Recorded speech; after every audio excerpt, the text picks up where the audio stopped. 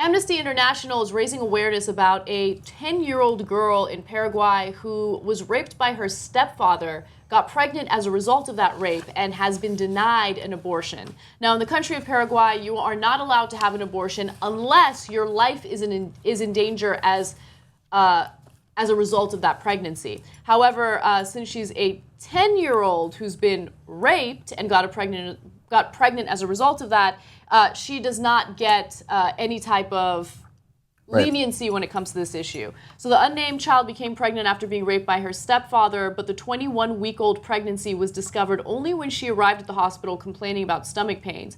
Amnesty International claims that denying the girl an abortion is tantamount to torture, and forcing her to carry the child to full term is a further violation of her rights. Now, it's interesting because they have this policy in place indicating that you cannot get an abortion unless your life is in danger as a result of that pregnancy.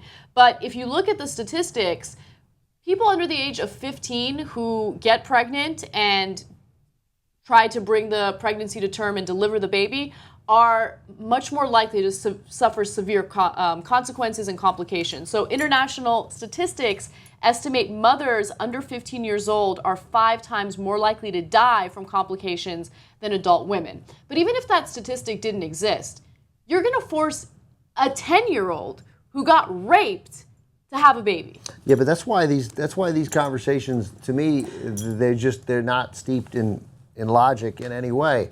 Like, I'm not for an exception. Look, I'm for an exception. I'm for all exceptions. I'm for women being able to choose whether to terminate the pregnancy. But these sort of rape and incest exceptions fly in the face of the.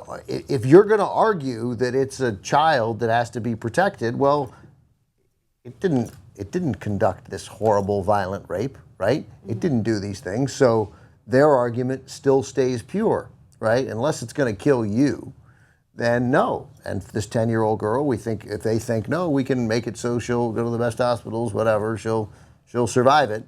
It has nothing to do with her and everything to do with the child.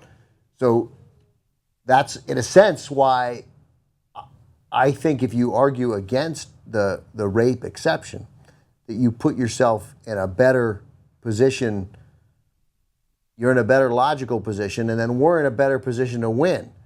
Because what kind of barbarians are going to allow women to be raped and not allow them to terminate the pregnancy? Do we want to live in that world where you're a victim of a horribly violent crime that's going to change your life forever, and we're going to make you have the child that comes about of that? I don't think, as a country, forget Paraguay, I don't think here we're going to do that. So I don't want to let them off the hook by this cute little exception they get to rape. But this story's atrocious. And I get why the people looking out for this girl are trying to do whatever they can and find whatever loophole they can to protect her. That I totally get. I'd be doing the same thing. So in countries where abortion is banned, it's illegal, of course women who feel that they need to terminate the pregnancy will go to extreme lengths to do it anyway. Now, if you're a doctor who illegally performs an abortion in Paraguay, you could serve 30 months in prison as a result of that, 15 to 30 months. Same for the woman, right, who gets the abortion. The woman, yes, also suffers consequences if she has an illegal abortion. However, that doesn't deter anyone. The United Nations estimates that approximately 26,000 illegal abortions are performed every year in Paraguay. And it's really hard to keep track of every single illegal abortion. I'm sure that number is actually a pretty conservative number. And when you consider the illegal abortions and the fact that in some cases women will do things that are dangerous, lives are actually lost as a result of a policy like this. Yeah. It's just crazy all around. It's, of course, impacted or influenced by religion. The vast majority of people living in Paraguay are Roman Catholics. Yeah, I was about to say that, I only know from the story from literally what I read today. I'd never heard of the story before. I don't know whether you had, but my first thought reading the story was, like, he's been great. Fix it, Pope Francis. Like, do something. Exert your influence. Yes. And Pope Benedict or John Paul II, they would never have.